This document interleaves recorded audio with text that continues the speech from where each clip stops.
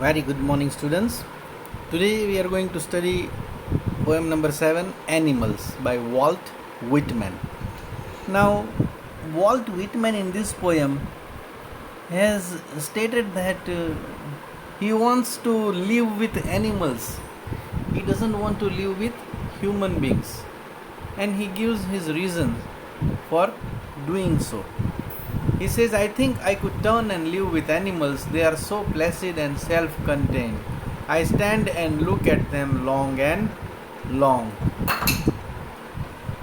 Now, Walt Whitman, he says that he thinks he could turn and live with animals. Why? Because they are so placid and self contained. Animals are so placid. Placid means very calm and quiet, very undisturbed. And self-contained means independent, self-reliant. Contrary to human beings who are not at all calm and quiet. And always in a hurry to do things, not even thinking about anything, and remaining disturbed most of the times, dependent for so many things. And animals are totally opposite. That is why he says, I think I could turn and live with animals. And that is why he says, I stand and look at them for a long time. They do not sweat and whine about their conditions. They do not lie awake in the dark and weep for their sins. They do not make me sick discussing their duty to God. Not one is dissatisfied, not one is demented with the mania of owning things. Now we human beings normally we sweat and whine about our conditions. Sweating is hard work which one has to do throughout his or her life, and to whine is to complain. We keep on complaining about our conditions. Remember, nothing is perfect in life. You have to struggle for whatever you want to achieve in life. And nothing will be given to you on a plate. Today everything will be provided to you, but as you grow up you realize how hard and difficult life is. So he says animals, they don't complain about anything. They don't sweat and whine about their condition, means they don't complain about whatever condition it may be. Neither they do not lie awake in the dark. That means when people are alone and go to sleep at home, they normally, what will happen, they will weep for their sins which they have committed. Animals, they never commit sins. Remember, we all commit sins from time to time, whatever it may be. Even telling lies is a sin. So we commit lots of sins throughout our life, and then we regret all those things. So we remain awake at night and we pray to God to forgive Him for our sins. Animals don't do that. They do not make me sick discussing their duty to God. Now people are hypocrites. Hypocrites means what? That you speak something and you are totally opposite to what you are speaking. That is a hypocrite. So suppose I say that smoking is injurious to health. Good, don't smoke. But that is what I am telling you. I am not doing it. I am in fact smoking. Then I am a hypocrite. Then why should I tell you? So this is what normally people are. They are hypocrites. They talk about their duties to God, to religion, but that is only their face to show to the world. In reality, they are not like that.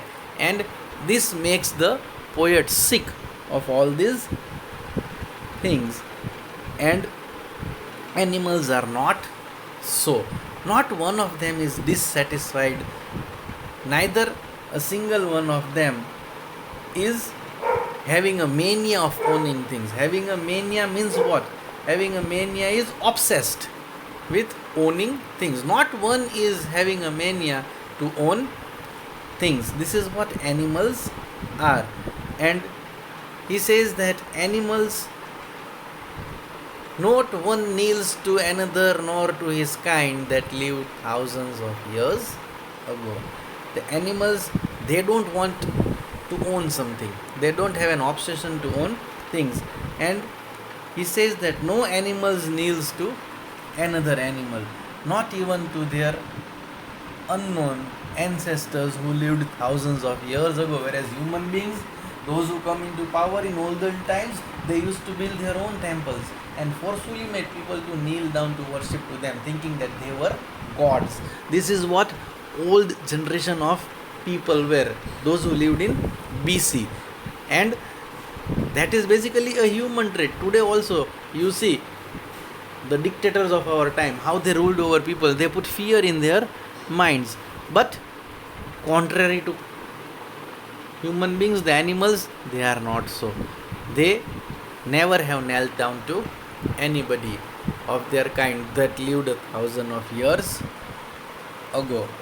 Not one is respectable or unhappy over the whole earth. So they show their relations to me and I accept them.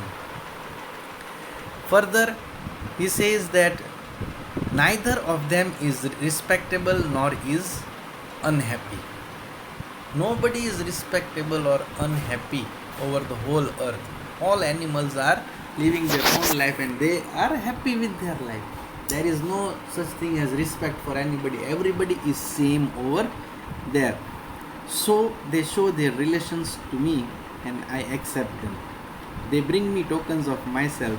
They evince them plainly in their possession. Now these animals, how do they show their relationship to the poet? He says they bring him tokens of himself which they have in their possession. Now what are these tokens?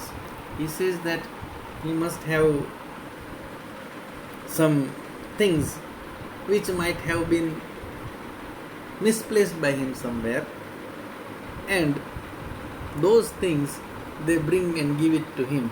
Now he says they are his own things which were in his possession, and he is surprised that how did these animals get those things, and that is how they show their love to us, by bringing things which belong to us, which they have with them, to show their love.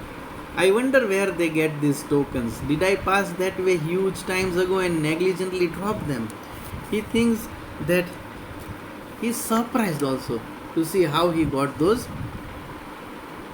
how they got those tokens, and then in the end he thinks that might be possible that these things, tokens, are basically those characteristics which he wants to see in human beings, which today are no longer visible. Tokens are what? Joy, satisfaction, kindness, respectability, unselfishness.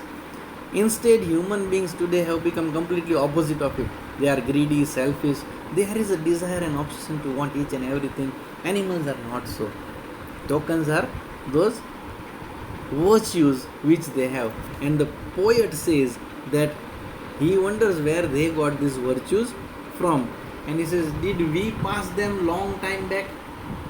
That animals got all the good virtues and we become full of vice, having all the bad virtues in us. He says, might be possible that we negligently dropped them. But it was not negligence on our part. Purposely people became so with the advance of times. And this is why he says that animals are far better than us, because they have more love towards us, more sincerity, unselfishness, joy, the satisfaction that they bring when they are with us. He says perhaps that is better that we stay with them rather than staying with human beings, because human beings are completely opposite of animals. That is why he says I want to go right in the beginning and live with the animals. So the poet says this, it's the animals who have today the real instinct and characteristics of human beings, rather than human beings who have become totally opposite to what they basically were made for. And perhaps he says negligently we might have lost our true nature, and animals have imbibed all those virtues in them. That is why he says that he wants to live with the animals. That is our poem Animals by Walt Whitman.